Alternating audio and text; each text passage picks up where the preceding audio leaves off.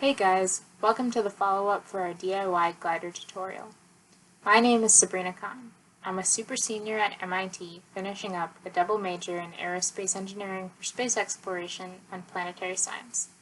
I'm a member of WOA's outreach team, and today I'll be going over some typical problems or challenges you might run into while building your glider, as well as some design adjustments for you to try.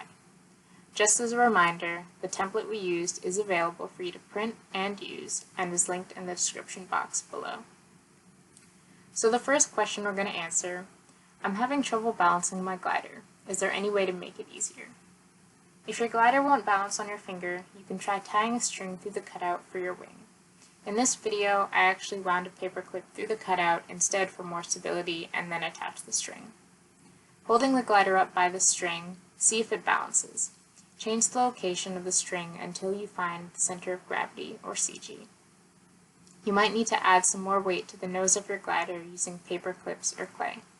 Remember, you want your CG within 25% or 1/4 of the chord length from the leading edge of the wing. For this glider design, that's about 12.5 millimeters. Okay, next question. Do I have to follow the template exactly? Are there different things I can try out with my glider? Absolutely.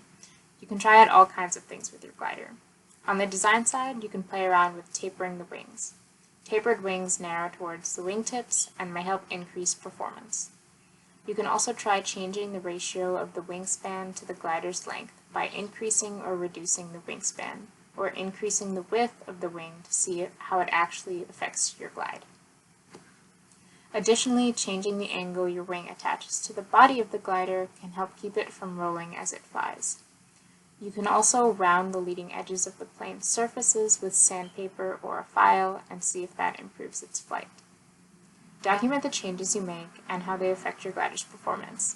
Once you have at least 3 designs, decide which one is the best and why. You can also mix up your environment. Try flying your glider outside when it's windy and compare it to flying indoors. Or start your glider from higher up and see if that changes how far it flies. If you track these two, soon you'll have an idea of the best flying conditions for your glider. If you still have questions about your DIY glider, make sure to ask them via the form in the description box below or in the comments. Thank you for watching, and we hope to see you next time.